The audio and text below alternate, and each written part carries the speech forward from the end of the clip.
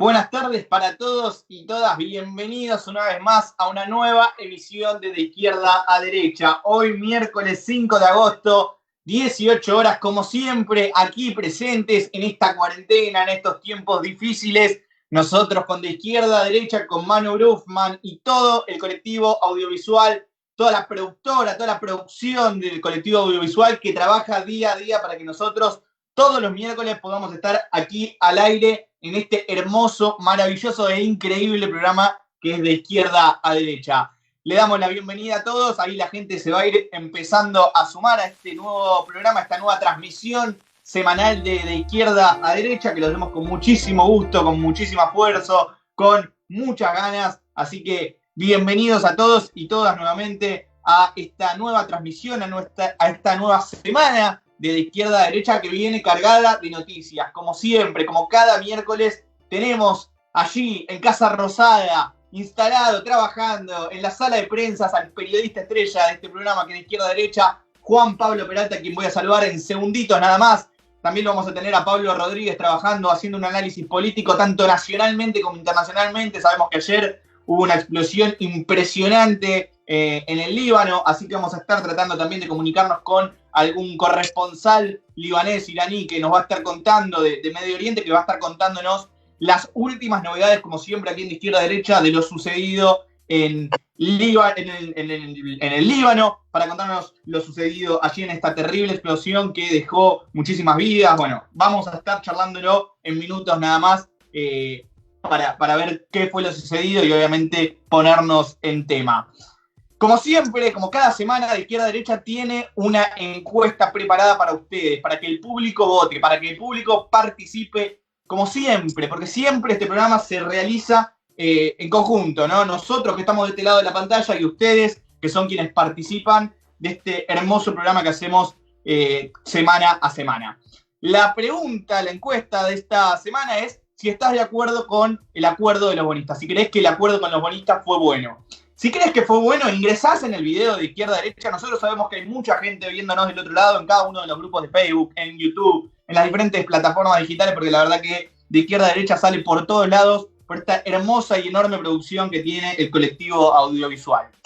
Si vos estás a favor, si crees que está bien bien armado el plan de pago para con los bonistas, ponés un corazón dentro del video de Izquierda a Derecha. Si crees que no está bien hecho el acuerdo, crees que se debería modificar de alguna manera, ponés la carita de enojado. Siempre ingresando dentro del video de Izquierda a Derecha, presionando en el video para que el porcentaje, para que la votación, para que tu voto sea válido y varíe en el porcentaje del video de Izquierda a Derecha. Así que los invitamos a todos a que participen. Carita de contento, el corazón, perdón, si estás a favor, si crees que es bueno el acuerdo, carita de enojado si crees que no es bueno, pero siempre, por favor, siempre ingresando dentro del video de Izquierda a Derecha. También los invitamos, obviamente, a que pongan me gusta en la página, que pongan el recordatorio para que todos los miércoles les llegue la notificación a ustedes y se acuerden que nosotros estamos en vivo para que participen, para que estén, ¿no? Para que pregunten, para que puedan, nosotros les vamos a leer.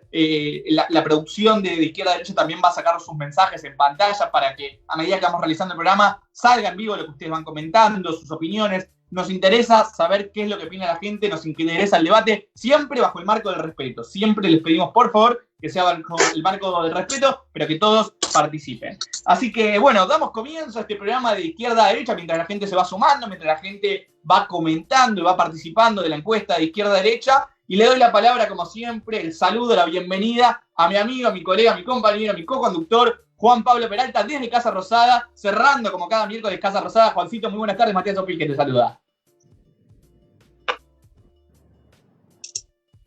¿Me escuchás, Juan? Te tengo silenciado.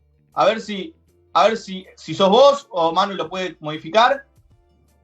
Como la película, no sos vos, soy yo. Era yo. Está, perfecto. Bueno. ¿Qué haces, Juan? ¿Cómo estás? Buenas tardes.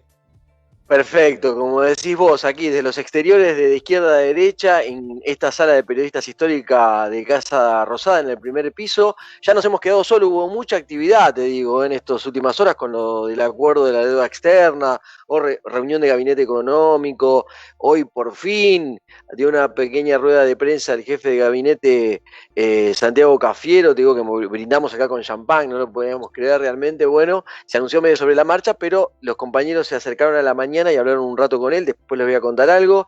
Y bueno, vamos a decir lo que hablamos siempre acá, con Pablo, con todo el equipo, con Manuel, con Ale, con Dalmiro, que es impresionante, como decías vos, la cantidad de noticias que se van sucediendo en solamente una semana, de miércoles a miércoles. Fíjate que pasamos por la ráfaga de Vicentín, que quedó ahí con ese indulto, todo quedó para atrás, no se habla más del tema.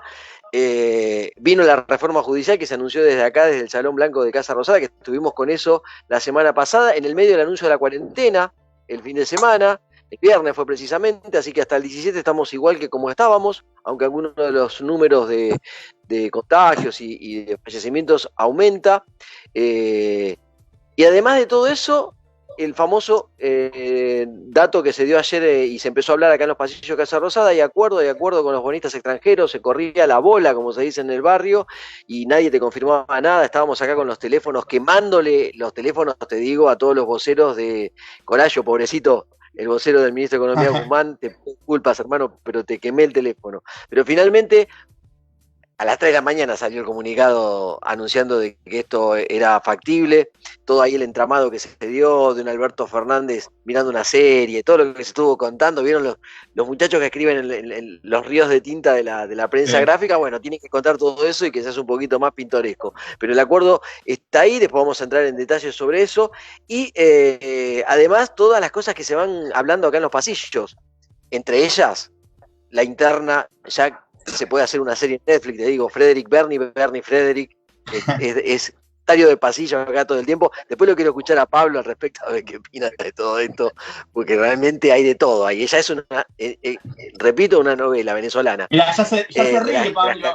Y desde la penumbra ya se sonríe, le gustó tener que hablar del tema. Y le gustó. Y bueno, y después reuniones todo el tiempo, inclusive por el tema de los fondos que se están acercando a las provincias, a los distritos, a las intendencias. Ayer, por ejemplo, el intendente Fernando Espinosa de La Matanza estuvo aquí. Axel Kicillof estuvo antenoche y ayer de nuevo se escucha un helicóptero que llega a las 8:30 de la noche y es el gobernador Kicillof que llega acá a tener reuniones primero con Guado de Pedro y a las menos de 24 horas con Santiago Cafiero. Así que te digo, muy movido todo acá, a pesar de que se ve todo tranquilo hasta ahora ya, porque ha sido, ya te digo, una jornada de mucha actividad. Perfecto. Pablito Rodríguez, te damos la bienvenida, politólogo como siempre también acompañándonos, a Juan Pablo Peralta desde Casa Rosada, a mí Matías Opigel desde Casa. Pablo, muy buenas tardes. Muy buenas tardes, ¿cómo andan? Matías, Juan Pablo, como siempre una alegría estar acá los miércoles con ustedes en De Izquierda a Derecha.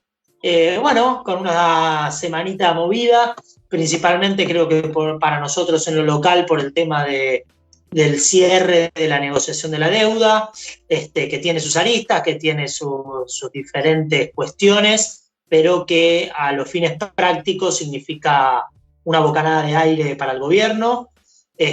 También, bueno, creo que otro de los temas importantes que tenemos son los incendios en el Delta, que me imagino que muchos habrán visto en la ciudad, el humo que se notaba mirando el horizonte. Sí, es más, como hoy si te levantabas a la mañana y te fijabas en las aplicaciones de los celulares, el clima no decía ni soleado ni nublado, decía humo, directamente.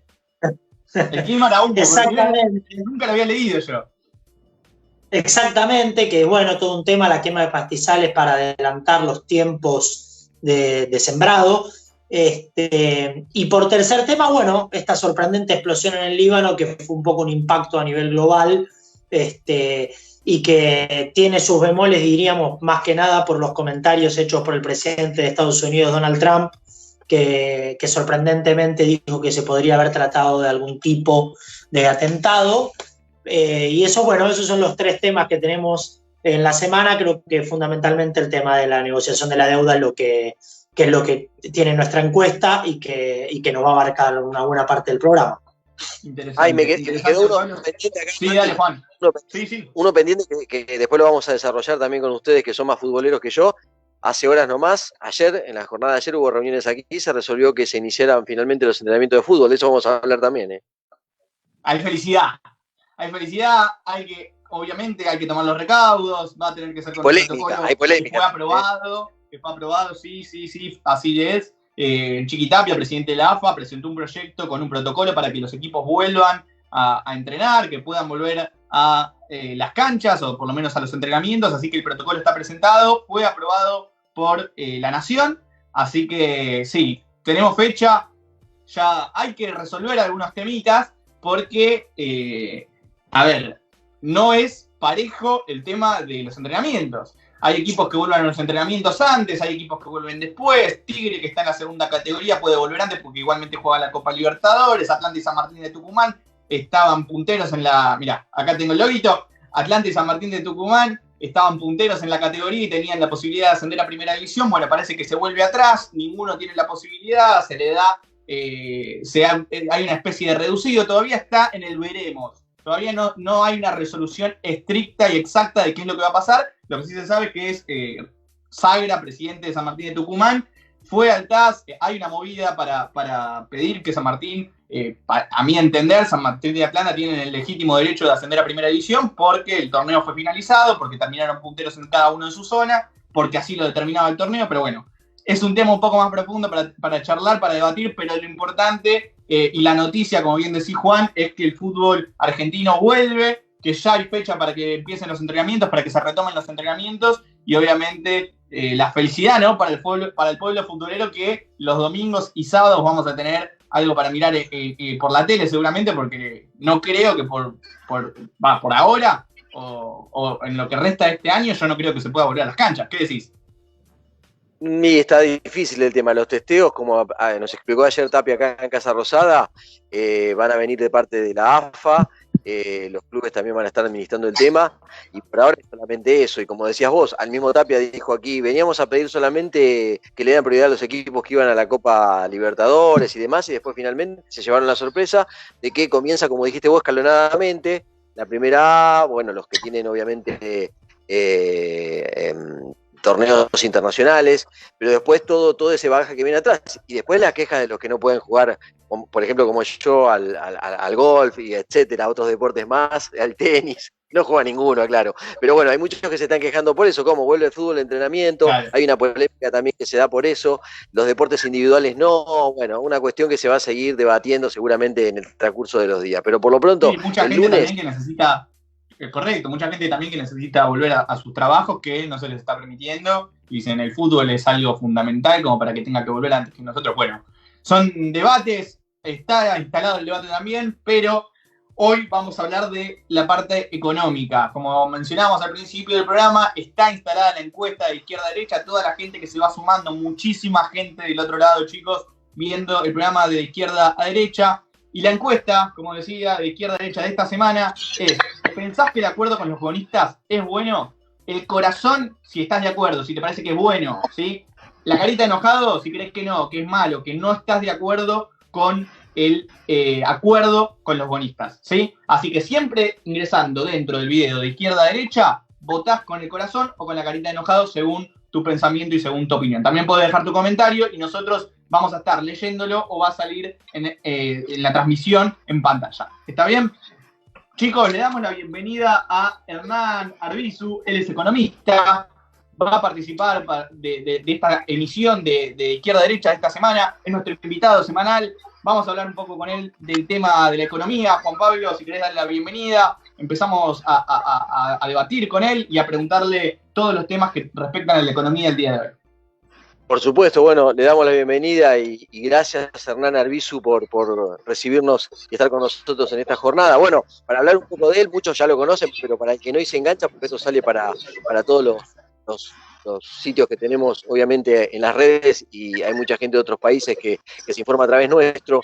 Hernán Arbizu, bueno, es un hombre ex banquero, fue la cara visible aquí de JP Morgan, que conoce mucho todo el tema de lo que tiene que ver con los fondos de inversión. He leído muchas notas sobre él, muy interesante todo, y también en medio de todo eso, él fue el que propició todas las denuncias que tienen que ver con estas actividades, ¿no?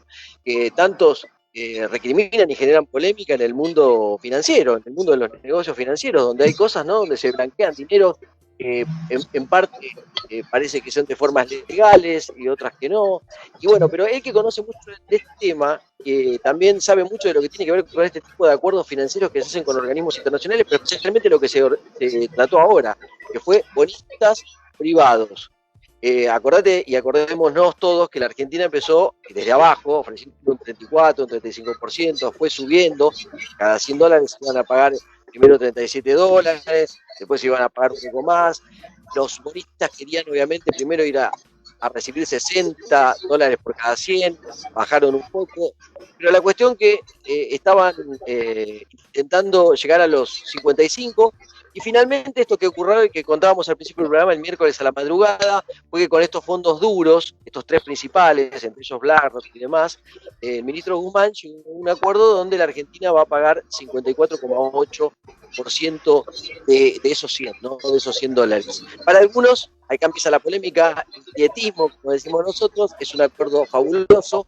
Para los opositores y para los que no están de acuerdo, dicen que Argentina tenía que haberse puesto más dura, que no es un acuerdo que lo vaya a beneficiar. Pero bueno, para eso está Hernán Arbizu, que conoce mucho del tema y nos va a dar un panorama un poco más concreto y lo que piensa él de todo esto, ¿no? Hola, hola Hernán, ¿cómo estás? ¿Qué tal? Gracias por llamar. Bueno, mirá, vamos de lleno. Déjame corregirte en algo. La primera propuesta de los bonistas fue cuando Alberto Fernández, todavía candidato, viaja a España y que se reúne que viajaron especialmente a España algunos acreedores y le dijeron que querían cobrar el 90%. Sí, no, ahí era la debate. La primera propuesta, si se puede llamar propuesta, ellos era el 90%. Después se separaron en 60 y bueno, y terminó cerrándose en 54-80, casi 55. Claro, está perfecto, sí. Y bueno, finalmente se llega a este acuerdo. Ahora vienen las negociaciones a ver qué otros se incorporan. Hablaba Guzmán en estas horas de que por ahí espera que un 90% se sume a este acuerdo que va a sellar. Todavía no está firmado. Y después la negociación con el FMI. ¿Qué opinas de esto? Porque de un lado escuchábamos a Alfonso Pratgay, por ejemplo, bueno, el que estuvo en este tipo de negociaciones en el gobierno de Mauricio Macri, hacía críticas y obviamente que también tiene que ver el teje y maneje de lo que se viene el año que viene, que es un año electoral, y todos obviamente jugaban fichas a criticar todo lo que haga el gobierno de Alberto Fernández del frente de todos. Sí, primero principal, la gran parte de la deuda fue emitida por el gobierno, en 4 años por el gobierno de Cambiemos, ¿no es cierto? Así que ya es un tema, por lo menos, para que tengan un poco de prurito de vergüenza y se callen en vez de opinar. La deuda, bueno, como bien vos dijiste, lo único que se renegoció hasta ahora es la parte con los tenedores privados, que es la más difícil, ¿no es cierto? Todavía queda la del FMI más la deuda pública. La deuda sigue siendo impagable, no cabe duda. Con la pandemia, con el nivel de crecimiento que tiene Argentina, salvo que sea un milagro, es impagable. Lo que se consiguió son los próximos 3 años que Argentina tenía que pagar 40.000 millones de dólares, no tenga que pagar prácticamente nada. Que eso es un alivio de sacarse una mochila de encima enorme, un alivio muy grande. Después, cuando digo que es impagable, en realidad lo que pasa siempre es lo que se llama que se rolea la deuda. Se va emitiendo nueva y se va cancelando la vieja, inclusive con la coyuntura de tasas bajas, sería sustancialmente beneficioso para Argentina. Pero el acuerdo ni es ni bueno ni malo, es un acuerdo, ya está. Ya el presidente y Martín Guzmán, que no me cabe duda que los dos principales problemas que tenía en la cabeza cada mañana es la pandemia y la deuda, ya es un tema menos que sacó de encima. Y hasta, por lo menos yo, sentís como que estás un poco más aliviado porque, de nuevo, ahora, es decir, viene un segundo semestre duro, repito, por la pandemia, que seguimos en cuarentena y que todavía no hay vistas de salir de la cuarentena y de la pandemia. Va a venir un segundo semestre duro en economía, pero el año que viene todo indica que va a crecer. Y repito, ya no tenemos la espada de Damocles de tener que pagar, no recuerdo bien si son 10.000 o 15.000 millones de dólares de vencimientos el año que viene, ¿no es cierto? Lo cual es bueno. Algunos te dicen, se terminó pagando lo que proponían los fondos, porque el último número de 54, 80, 55 fue de los fondos. Por eso es ridículo, porque cuando empezás a regatear con uno, llega un momento, capaz que lo propones vos el precio, pero yo lo acepto, pero está dentro de los parámetros que yo estoy dispuesto a aceptar. Y Hernán, antes de dejar a mis compañeros que te hagan consultas, leí algo que tenía que ver con expresiones y manifestaciones tuyas con el tema de la deuda externa, con los bonistas privados, especialmente estos que tienen jurisdicción en Nueva York y demás. ¿Hay bonistas, bonistas argentinos que participan ahí con estas jurisdicciones en el exterior? ¿Qué porcentaje es el que hay real? Mira, eso está atado con lo que fue mi denuncia y lo que era mi trabajo en los distintos bancos que trabajé, que son los famosos 400.000 millones de dólares de argentinos en el extranjero que no están declarados en el país, que no pagan impuestos. Muchas veces esos fondos, ese dinero, está invertido en deuda argentina, por lo cual es decir, fíjate la ridiculez del sistema. Un país, un Estado, ¿cómo se fondea? Cobrando impuestos o emitiendo deuda. Por cada dólar que no cobra impuestos, tiene que emitir deuda para hacer un hospital, pagar la policía, lo que sea. Por lo cual, si un señor tiene el dinero afuera, evade impuestos, el Estado se tiene que endeudar, este señor compra el bono en el extranjero y el Estado le termina pagando los intereses a una persona que está evadiendo en el país. Claro, claro, totalmente. Bueno, ahí lo tienen, Hernán. Y perdóname, y el porcentaje, y hoy no te puedo decir, pero en el canje del 2001 era altísimo. La cantidad por lo menos de los activos que yo administraba, que eran promedio, en esa época estaba en la Unión de Bancos Suizos, serían unos 1.000 millones de dólares, y yo te diría que un 15% estaba en deuda argentina. 15-20% estaba en deuda argentina. Hernán, preguntarte, recién mencionaba, ¿no? Me parece súper interesante, en este contexto de pandemia, ¿no? ¿Cómo va a afectar la pandemia en lo que a la economía respecta a la República Argentina? Se vienen tiempos difíciles, me imagino. Vos tenés una perspectiva un poco más amplia, seguramente. ¿Cómo crees, sin ponernos muy técnicos para que la gente que nos está viendo lo entienda, cómo crees vos que se vienen los próximos años? ¿Qué tanto va a afectar esta pandemia, ¿no? Este contexto a la economía argentina? Bueno, ayer el presidente Alberto Fernández, en la entrevista que dio la noche, no dio un plan económico, pero sí dio lineamientos, que son los fundamentos de un plan económico. Claramente se va a enfocar, bueno, el plan Procrear es importante porque genera consumo, el famoso de poner plata en la calle, que es lo que se necesita, y la infraestructura, genera empleo. Y hay una gran diferencia que generó esta pandemia, es que ya no está, de hecho hay hasta artículos de Wall Street Journal, de Financial Times, que te dicen que palabras prohibidas, que era para los banqueros centrales, como era la palabra emisión, hoy es una palabra que usan todos los días. Tenés Europa emitiendo para financiarla, para mantener la economía. Tenés Estados Unidos emitiendo para mantener la economía. Está bien, Estados Unidos emite dólares y y Europa emite euros. Nosotros emitimos pesos, pero no veo riesgo de inflación a pesar de una gran emisión. De nuevo, nos sacamos la carga encima de tener que pagar, de tener que juntar dólares desesperadamente para poder pagar la deuda, por lo cual es una ventaja. Y yo veo todo depende cuándo termine la pandemia. Estamos hablando, ¿no es cierto?, sobre una incertidumbre enorme, porque las vacunas te dicen que aparecen, que no aparecen, que después de que aparezca la vacuna, cuándo se va a lograr inmunizar a toda la población. Pero si las cosas van bien, podría llegar a ser a partir de marzo del año que viene que el país empiece a encaminarse. Y el tema de la reestructuración, a ver, muchos negocios, si vos vas caminando, por lo menos aquí en Capital Federal, vas caminando y ves muchos negocios cerrados, en alquiler, muchísimas pymes que cerraron. ¿Cuánto va a llevar reactivarse? Porque todo eso son puestos de trabajo también. ¿Cuánto tiempo puede llevar reactivar ese sector que tan golpeado está, no? Mira, justamente, y te juro que me amargo cada vez que voy por la calle y veo lo que vos describís. Y hoy justamente cuando saqué la pasear mi perro y vi un local que decía alquilado, me puse contento porque dije, por suerte, al menos hay uno que realmente me alegró.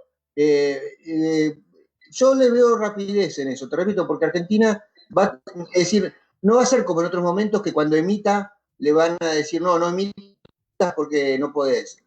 Va a tener que emitir como están emitiendo todos los países, por lo cual va a haber plata en la calle y no son procesos rápidos. Bueno, el Banco Barclays dice que Argentina el año que viene va a crecer 9%, que son las famosas tasas chinas, ¿no es cierto?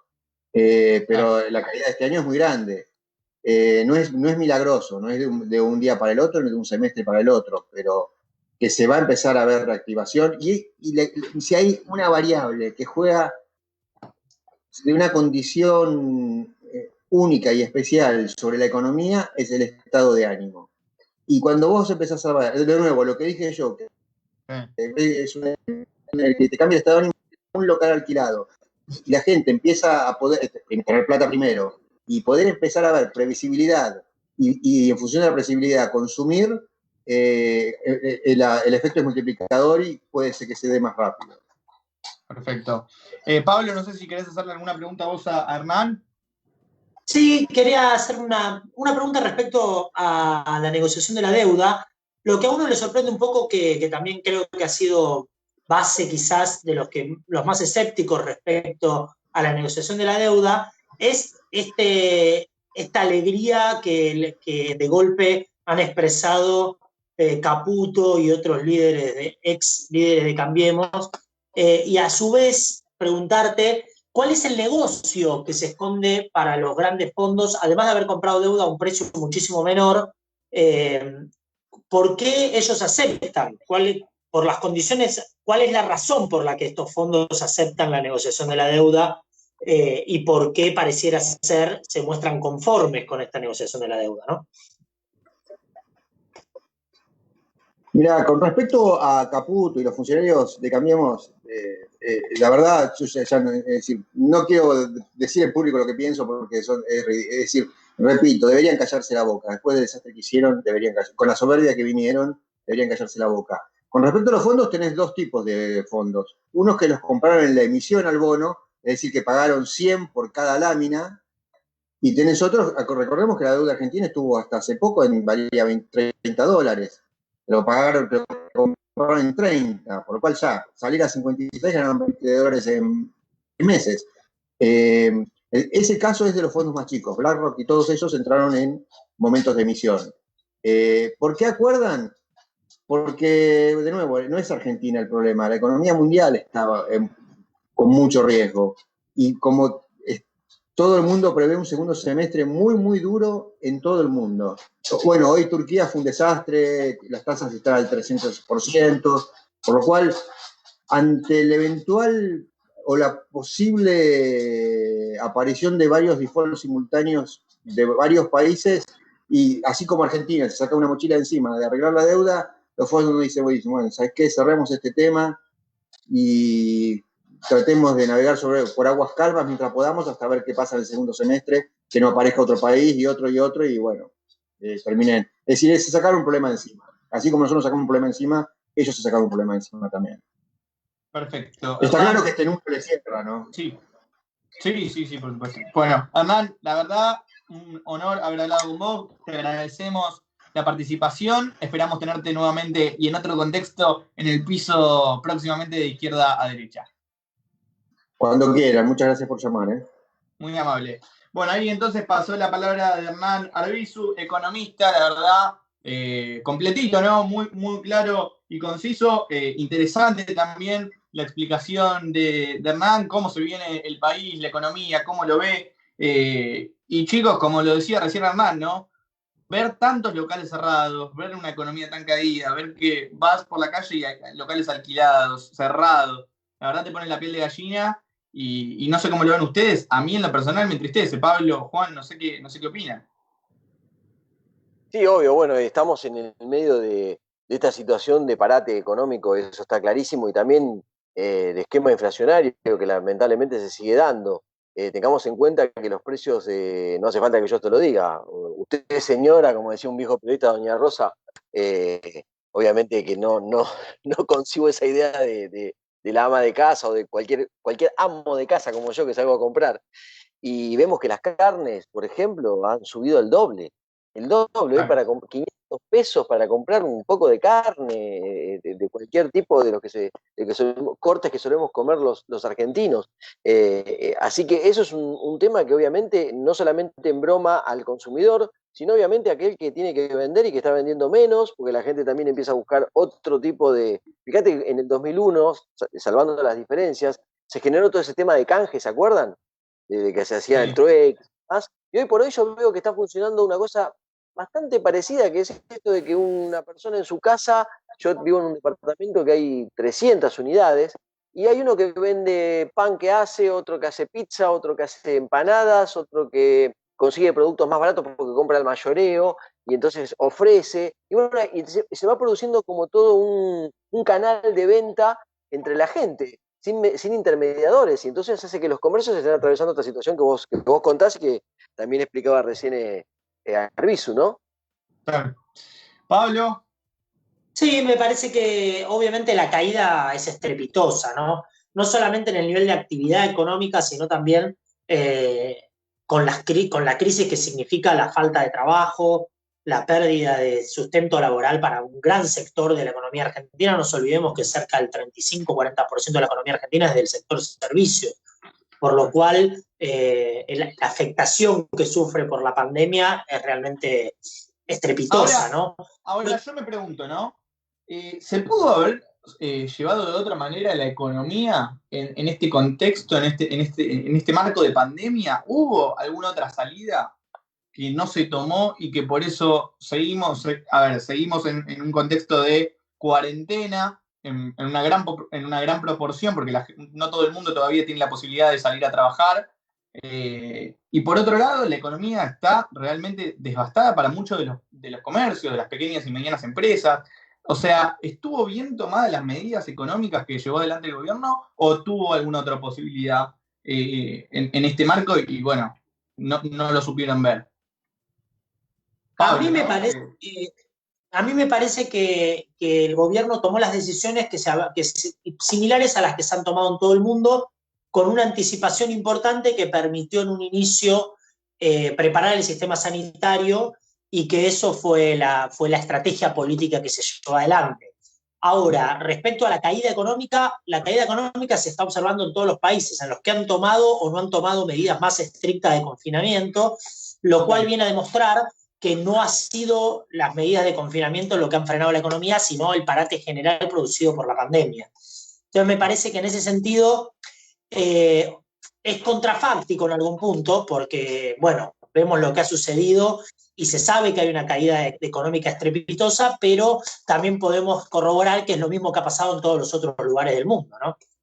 Bueno, perfecto, Pablo. Juan, como nosotros en la izquierda y derecha tenemos cada semana la información y la última novedad periodística en relación a la República Argentina, también tenemos algunos segmentos y algunas secciones, ¿sí?, de política internacional, de información internacional, sabemos lo que sucede en el mundo. Y como hace minutos nada más, como en el comienzo del programa yo mencionaba, mucha gente salió en todos lados, redes sociales, medios de comunicación, todo el mundo está hablando del tema, la terrible explosión que sucedió en el Líbano. En el día de ayer explotó, no se sabe bien, no hay mucho detalle qué fue lo que sucedió, pero hubo una explosión muy grande y expansiva en el Líbano, en un país de Medio Oriente, chico, pero de Medio Oriente, que la verdad hizo estragos. En todos lados salió porque fue de una dimensión impresionante. Ahí Manu Bruno seguramente publique o suba algunos videos de lo sucedido para quienes no lo vieron. Pero bueno, tenemos la palabra de Sebastián Salgado, él es corresponsal de Hispan TV. Él va a estar junto a nosotros ahora charlando de lo sucedido, nos va a poner en tema toda la información que él tiene. Él es corresponsal de Medio Oriente y bueno, antes que nada, Sebastián, te damos las buenas tardes, la bienvenida de izquierda a derecha y te agradecemos por estar aquí junto a nosotros. Bueno, gracias a ustedes y un gusto compartir esta charla. Bueno, Sebastián, la verdad, increíble lo que ha sucedido ayer en el Líbano. Impresionante. Yo veía los videos una y otra vez y no lo podía creer, realmente no lo podía creer. Yo tengo, la verdad es que soy un apasionado de la situación de Medio Oriente, me encanta saber, estudiar qué es lo que sucede en Israel, el conflicto palestino-israelí, me encanta, soy un apasionado, pero lo de ayer fue increíble. Realmente yo creo que nunca vi una cosa igual, parecía una situación de guerra realmente, y se sabe que Israel, por lo menos en esta oportunidad, no tuvo nada que ver. no se hizo cargo, también por parte del Líbano y de las autoridades de Hezbollah no lo dieron como responsable de esta explosión, y se desconoce también qué fue lo sucedido. Así que queríamos hablar con vos para que nos cuentes, para que nos pongas en tema, vos seguramente tenés mayor información. ¿Qué fue lo que pasó? Contanos. Bueno, como vos decías, realmente las imágenes fueron impactantes, dieron la vuelta al mundo, y es interesante primero ver esta doble cosa, ¿no? Que primero hubo una explosión que generó la atención de muchísimas cámaras de teléfono, como estos que estamos hablando nosotros en este momento, y eso llevó a que la explosión más grande se registrara en la dimensión que dio la vuelta al mundo. La primera cosa es pensar si eso puede haber sido pensado deliberadamente o fue un hecho casual, porque el impacto de terror que generó realmente tuvo dimensiones que nos remontan prácticamente al atentado a las Torres Gemelas del 2001. Recordemos que hay un primer avión que pega contra una de las torres, empiezan las filmaciones y ahí se ve esa otra imagen del avión entrando de lleno a ese edificio, ¿no? Entonces, realmente hay que pensarlo en esa dimensión. Como vos decías, hay poca información precisa hasta ahora. Lo único que se sabe es que lo que explotó era un depósito donde se guardan fertilizantes en el puerto, que en realidad es una cosa muy común de todos los puertos. El nitrato de amonio se usa como fertilizante derivado del petróleo, pero a la vez, obviamente puede ser una cosa muy combustiva. Estaba guardado por un barco que había andado a la deriva durante varios meses, que había de alguna manera tenido unas penalidades por las autoridades libanesas porque no habían cumplido con ciertos protocolos. Entonces, todo ese nitrato había sido bajado al puerto del Líbano. La realidad es que estos más de 100 muertos y los prácticamente 3.000 o más de 3.000 heridos que hay, no tienen un responsable que se haya adjudicado. Las autoridades del Líbano lo que hicieron hace horas nada más fue poner en prisión preventiva a todas y cada una de las autoridades del puerto que hayan sobrevivido. Están en arresto domiciliario hasta en tanto y en cuanto avance la investigación. Ahora, o sea, hay una sospecha de atentado en el Líbano. Es así. Hay una sospecha de atentado. Por eso el país está 100% militarizado desde esa explosión de ayer. Obviamente, como nadie se hace cargo, y como vos decías, los enemigos acérrimos que pueden ser el Líbano e Israel, habían tenido una escalada de tensiones muy fuerte justamente en los 10 días anteriores. Y esa es la parte... En los últimos días, Israel llevó tropas israelíes al norte porque había un riesgo de que el Líbano quiera atacar a Israel de alguna manera. Es más, hubo algún ataque libanés desde el lado sirio y libanés también con misiles. ¿Puede ser? Algo de información así tenía. Vamos a ponerlo un poquito más en contexto. Nunca el Líbano atacó a Israel, sino que Israel, en su onda expansiva territorial, durante varias guerras que vos debés conocer bien, han ido tratando de anexar territorio libanés. Eso es así. Nunca el Líbano atacó a Israel. Entonces, ¿El Golán nunca atacó a Israel? El Golán es sirio. El 100% del Golán es sirio. No, ¿sí? De Hezbollah, perdón. Hezbollah, bueno, vamos por parte. Hezbollah es un ejército regular que está a las órdenes del pueblo libanés, ¿sí? Okay. Y defiende el territorio libanés. Entonces, lo que vos decís es cierto, en tanto y en cuanto existe una zona muy conflictiva que es conocida como las granjas de Sheba, ¿sí? Sí. Entonces, en ese lugar que pertenece al Golán justamente, hubo una escalada con cierta tensión militar en donde aparentemente hubo una incursión por parte de tropas de Hezbollah y mataron a un combatiente de Hezbollah.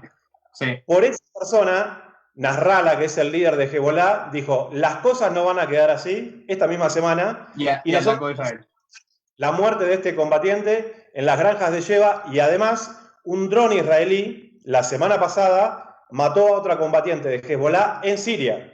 Así de caliente venían las cosas, ¿no? Para sumarle un tercer condimento, un dron de Israel cayó en territorio libanés, no sabemos si fue derribado, supongo que sí, cayó en territorio libanés hace 4 días.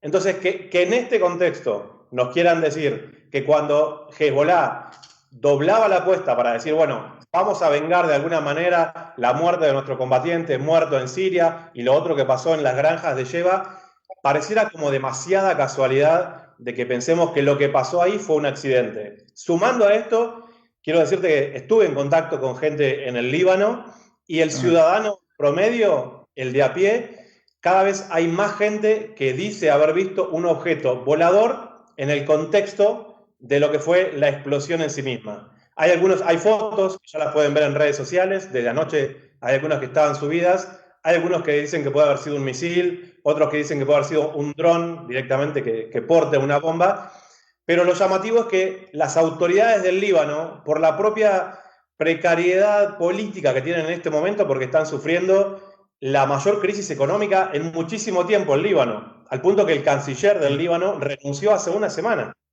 Entonces, el Líbano, como Argentina, está endeudado con el Fondo Monetario Internacional, vive una situación muy precaria, entonces no tiene la espalda política para decir, aparte de todo esto, estamos sufriendo una invasión.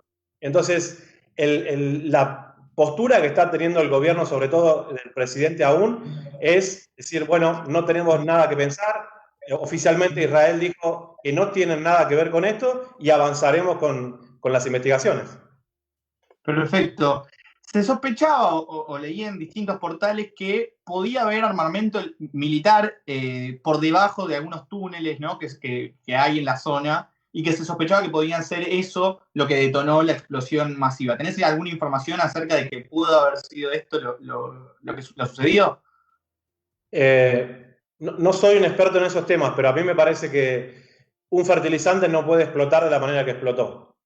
Y si ves en el video, antes de la gran explosión, se ven una serie de detonaciones. Sí, de detonaciones. Ahí había algo, ¿sí? Es como cuando por eso estaba la sospecha de que podía haber algún tipo de explosivos o armamento militar debajo de esto que vos decís de estos fertilizantes, ¿no? En Argentina nos pasó hace 25 años, cuando fue la voladura de Río Tercero, la fábrica de armamento militar. Bueno, los analistas decían, pero pará, estaba el tema pendiente del tráfico a Ecuador y Croacia, pero esa misma tarde salió Menem y Corach a decir, el periodista que no diga que esto fue un accidente es un irresponsable. Bueno, claro, ellos tenían sus motivos para tratar de generar, ¿no?, esa corriente de opinión diciendo que había sido un accidente. ¿Por qué? Porque se quería tapar otra cosa. Pasaron 25 años y la impunidad en Argentina sigue por lo menos en ese contexto. Entonces, es difícil pensar que de aquí a un corto plazo las autoridades libanesas puedan decir exactamente qué es lo que pasó. Lo cierto es que esto debilita más al gobierno libanés y de alguna manera yo presiento o percibo que esto fortalece las aspiraciones israelíes. Pablo Rodríguez, puede abrir el micrófono a ustedes también para preguntarle aquí al compañero Sebastián Salgado. Sí, una cortita que hacerte yo a Sebastián, muy cortita, de manuales. Sebastián, vos que conocés mucho el tema, también como Matías, ¿quién se beneficia con esto que acaba de ocurrir en Beirut? Se beneficia a Israel y se beneficia a Estados Unidos. Por un lado, digamos, los temas limítrofes entre Israel y el Líbano los conocemos, el enfrentamiento entre las fuerzas de defensa israelíes y Hezbollah, hablamos de lo que viene generando. Entonces, esto genera una cierta sensación de que en el Líbano no se sabe quién está a cargo, porque el poder político no tiene la fuerza para contestar y entonces aparece Hezbollah prácticamente como diciendo, como si tuvieran la autoridad máxima del país, cuando en realidad es un grupo que ganó las elecciones. Para ponerlo en contexto. ¿Otra vez, perdón?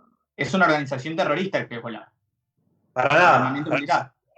No, Hezbollah es un partido político que ganó las últimas elecciones parlamentarias. Por eso es el partido político con mayor representación en el Parlamento del Líbano en este momento. Hezbollah no es un grupo terrorista, es un ejército regular al servicio de las órdenes del gobierno y del pueblo del Líbano. Esa es una corriente de opinión que Israel trata de poner porque en el enfrentamiento que tuvieron entre Israel y Hezbollah, Israel ya sabemos que reculó con todos sus tanques, pero Hezbollah no es un grupo terrorista. Esa es la postura de Israel y de Estados Unidos y que también lograron imponerla en la República Argentina. Y el otro beneficiado, como preguntás, es Trump, obviamente. ante el desconcierto que genera esto en Oriente Medio, Trump puede utilizarlo como una herramienta política de cara a las elecciones del mes de noviembre, donde dice, bueno, si tanto conflicto hay en Oriente Medio, nuestros aliados israelíes pueden llegar a estar en peligro. El Partido Republicano siempre le gusta mostrar como ese brazo sólido y militarista que diga solamente somos nosotros los que podemos llegar a solucionar lo que esté pasando ahí en Oriente Medio. Entonces, yo creo que esto a nivel electoral a Trump le da un cierto respaldo y de hecho Trump preferiría que no sea un accidente. Sí, Pablo. No, la verdad que perfecto con la pregunta que hizo Juan Pablo.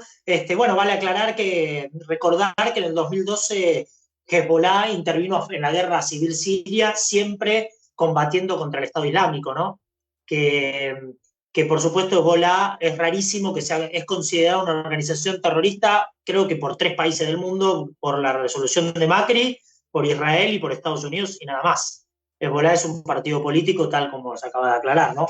Así que, por otro lado, bueno, es sorprendente esta explosión, pero sí es cierto que con nitrato de amonio ha habido otras explosiones también anteriores, por lo cual no deja de ser posible que también se trate de un accidente, ¿no?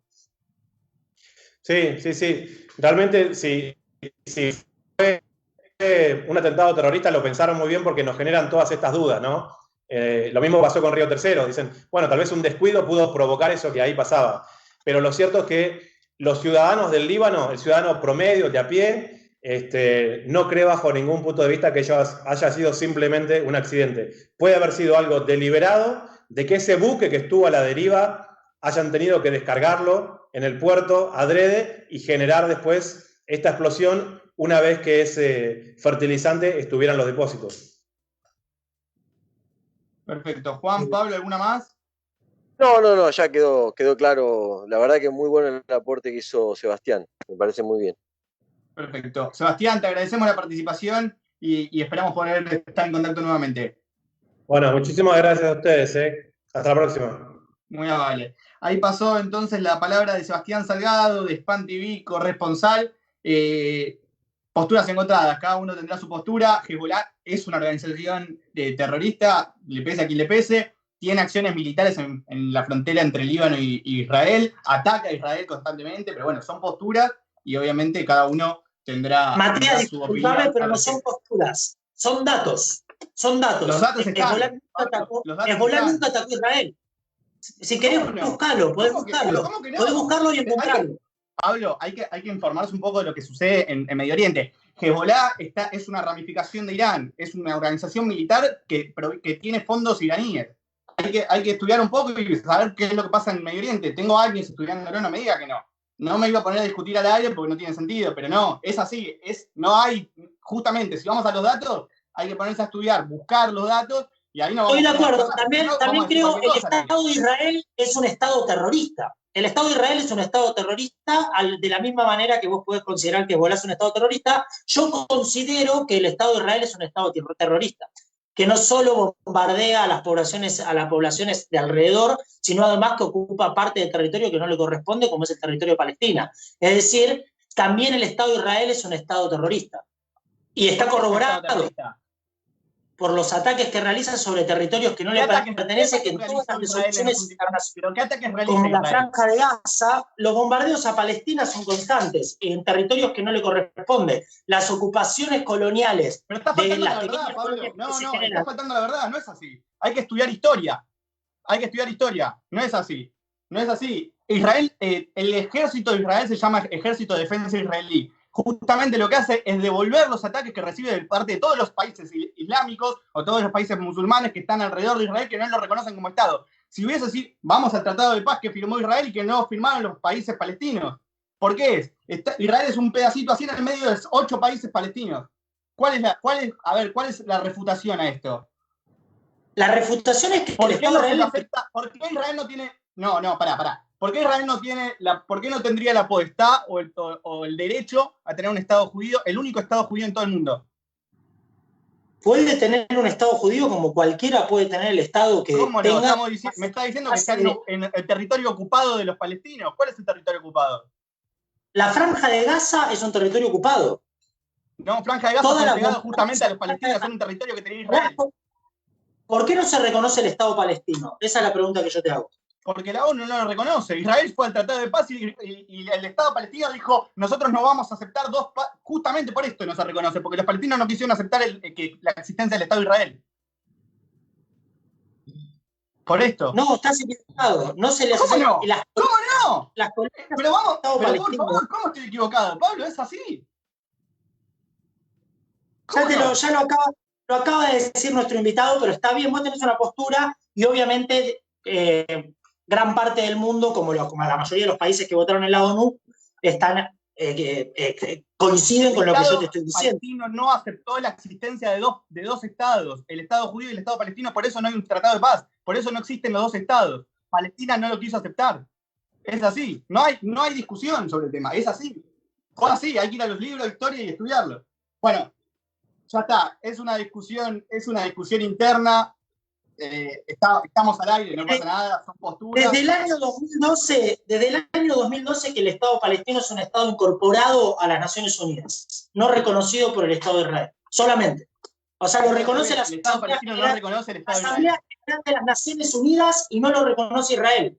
Como siempre, porque Israel solo reconoce la política norteamericana de dominio de Medio Oriente, que es lo único que reconoce. Es un Estado protegido por la... Hay 8 países islámicos, hay 8 países árabes alrededor de Israel y Israel es un cosito así. ¿Dónde no reconoce? ¿Cómo puede ser que no lo reconozca si hay 8 países alrededor de Israel árabes que lo quieren, que no lo reconocen como Estado? Es un Estado protegido por la política imperialista norteamericana contra los estados que están alrededor en Arabia, que no ejercen... No, pará, vos lo que acabas de decir es otra cosa. Israel no reconoce a los estados palestinos. ¿Cómo no? No, que hay 8 países y Israel aceptó el Tratado de Paz. Yo te estaba hablando que no reconoce al Estado y ejerce una política terrorista sobre el Medio Oriente. Bueno.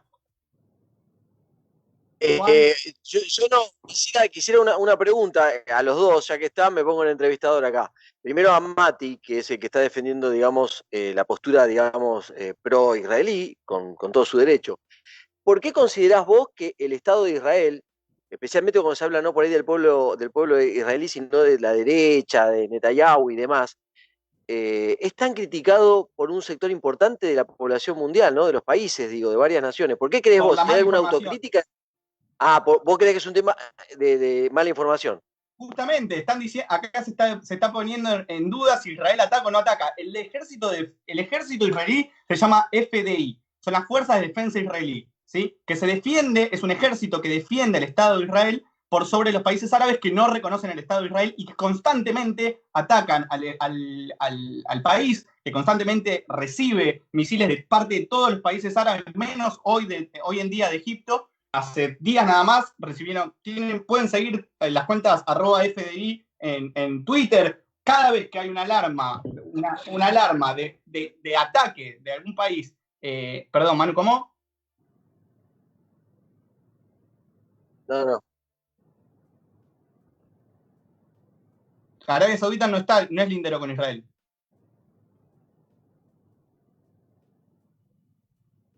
No, perdón. Entonces, Matías, pero lo que estás comentando, por ahí la gente lo escucha y son datos, son interesantes, pero bueno, tenemos un tiempo limitado, pero yo quisiera que me aclares esa respuesta que me diste. Por la desinformación, siendo Israel un Estado poderoso, porque lo es chiquito, es verdad lo que decís vos, pero tiene un ejército muy importante, es aliado de Estados Unidos y viceversa. ¿Cómo puede ser que se le gane en materia de informativa, de la información que circula en el mundo? Te pregunto eso porque realmente son tantos los cuestionamientos y nunca escucho sectores. La otra vez hablamos con los judíos peronistas acá en el programa, me acuerdo, hacían ciertas críticas al Estado de Israel. ¿Vos tenés alguna autocrítica del Estado de Israel en su política exterior, con Palestina, con lo que sea, con lo que te planteaba Pablo o no? Sí, por supuesto, Israel tiene un montón de cosas para criticar, como políticas internacionales o políticas también de Estado. Pero, a ver, poniéndonos en una postura de si Israel ataca o no ataca, acá el debate era otro, si Israel atacaba o no atacaba a los países limítrofes, que son todos países árabes, si Israel reconoce el Estado palestino o no, que sí lo reconoce, el que no reconoce el Estado de Israel es el pueblo palestino, es el Estado palestino que no está conformado como tal, justamente por esto, porque el Estado palestino, podemos ir a ver, a la historia, jamás los mismos líderes palestinos dicen que no reconocen el Estado judío como tal. Israel ayer en Tel Aviv, en la plaza central de Tel Aviv, puso una bandera gigante del Líbano en apoyo al Líbano. ¿Esto sucedería si esto hubiese sucedido en Israel? ¿Sería realmente al revés? ¿Habría ayuda humanitaria de parte de los países limítrofes, de los países árabes para con Israel, si sucedería esto como Israel mandó las tropas israelíes al Líbano para poder ayudar con ayuda humanitaria, médicos? Es increíble, yo realmente no... Está bien, yo sé que hay mucha desinformación acerca del tema, muchísima gente no lo sabe, yo viví en Israel, tuve muchísimo tiempo, conozco la temática, estudié toda mi vida la problemática en Medio Oriente y muchísima gente toca de oído, no sabe o tiene una creencia que no es compartida conmigo y es respetable. Ahora, decir, para informar, vamos a informar con información fehaciente. Vamos a la historia, vamos a los libros. Israel siempre, pero siempre, todos los judíos del mundo, la gran parte de los judíos del mundo, no todos, porque obviamente no se puede generalizar, la gran mayoría del mundo acepta la existencia del Estado palestino y firma la paz con los palestinos. Todos los judíos, la gran parte, el 80-90% de los judíos del mundo aceptamos a los... Es más, Israel tiene palestinos viviendo dentro del país. Hay muchísimos, un 80% judío y un 20%, si no me equivoco, es árabe dentro de Israel. Y los árabes, hay muchísimos árabes israelíes, muchísimos judíos árabes, hay muchísimas ramificaciones dentro de Israel. Eso es lo que yo no puedo creer. Pero bueno, obviamente esto es lo que sucede. Hay muchísima desinformación. Y como vos decís, Juan, Israel es una potencia mundial, tanto como Estados Unidos, y maneja muchísimos medios internacionales. Pero el odio antisemita como se viene gestando desde los años y los años y los años y las décadas y los centenares de años, generan esto también, la desinformación. Muchos medios toman, a ver, no sé, hay muchísimas cosas que no nos podríamos poner a explayar, pero hay muchísima información que aparece en muchísimos medios hegemónicos, que yo veo una foto y, por ejemplo, dicen, esto sucedió en Palestina. En el día de ayer Israel bombardeó Palestina. Y es una foto de Siria de hace 20 años que se matan entre ellos los árabes. Entonces hay muchísima información tocada, como sucede acá, que muchas cosas también se desinforman, se malinforman, sucede con la política internacional. Entonces, para hacerlo breve y ir cerrando, yo soy muy pasional, con Pablo está todo bien, cada uno tiene su postura, yo soy muy pasional, a mí el tema me moviliza muchísimo, como judío, como sionista y como defensor de los derechos de Israel y de los judíos. Entonces, nada, por eso también me moviliza con Pablo. Pablo es la mejor, cada uno tiene su postura. Pero ¿por qué lo que no se acepta es el establecimiento de un Estado palestino independiente con su zona territorial que le corresponde por ejercicio de facto, porque además ejerce el poder el presidente palestino sobre ese territorio, y los asentamientos colonos de los judíos en Cisjordania, que son absolutamente ilegales, además de que son ilegales por todos los reconocimientos de la ONU, la retirada de Palestina sobre los acuerdos... No, Pablo, porque vos dijiste que Israel es No, porque no. Vos dijiste que Israel es un Estado terrorista. Es una locura. Es una locura afirmar una cosa así. Es una locura. Estamos completamente errados. Es una locura afirmar que Hezbollah es una organización terrorista del mismo modo. Es así, es un Estado es una organización militar. Hezbollah es una organización militar. Israel no es un gobierno. No, estás equivocado. Yo no dije que Hezbollah es un gobierno, dije que no es una organización terrorista, es un partido político. Bueno, son debates. Si vamos a estar hasta mañana con esto, no tiene sentido seguir alargándolo, es un debate interminable. Pero bueno, la verdad, estuvo bueno igualmente el debate, está bueno poder charlarlo siempre, como digo, bajo el marco del respeto. Estuvo bueno también hoy el programa de hoy, Hernán Arbizu, economista, la verdad impecable, dando su visión. Acá también la palabra de Sebastián Salgado de Hispan TV, con toda la información de lo sucedido en el Líbano, en el Medio Oriente, la discusión con Pablo Rodríguez, la información de Pablo. No sé si quieren decir algo más, yo estoy medio descolocado por la discusión. Interesante, está muy bien que se dé una discusión, siempre es bueno para que se tengan diferentes puntos de vista, me parece interesante. Claro, porque en otro programa lo podemos desarrollar, pero habría que ver cuál es la definición de Estado terrorista, porque también se dice lo mismo de Estados Unidos y de otros países más, ¿no? No es el único, no será Israel, no será de estas organizaciones, este partido político Hezbollah, pero cuando se habla de Estado terrorista, la definición es muy abarcativa, es muy polémica, hay que ver qué es lo que se considera, ¿no? A la hora de decir que es un Estado terrorista. Cuando las fuerzas militares violan los acuerdos internacionales, cuando se ejerce poder militar por sobre los acuerdos internacionales. Cuando Hezbollah ataca civiles. Estados Unidos. Cuando Hezbollah ataca civiles, Israel jamás lo hace. No, es una discusión, no tiene sentido porque nunca nos vamos a llegar a poner de acuerdo y se están diciendo cosas que realmente están totalmente fuera de foco, no me parece. Pero bueno, Juan, cerralo vos si te parece, bueno, así vamos a dar un cierre del programa. Seguiremos con los temas. El tema de Oriente Medio es un tema que realmente cada vez que se lo toca es conflictivo. Nosotros ya tenemos la grieta acá interna que es irresoluta, así que imagínense lo que pueden ser estos conflictos que vienen de siglos. No vienen de acá de hace dos siglos, vienen de muchos más.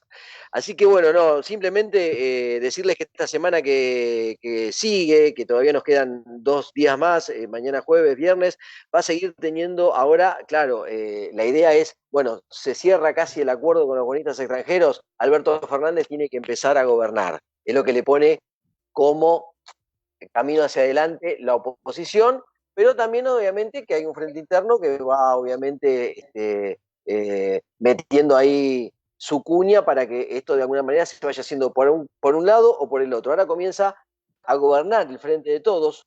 Está el tema de la cuarentena y la pandemia, pero acuérdense lo que les digo, después del 17 las cosas van a cambiar bastante.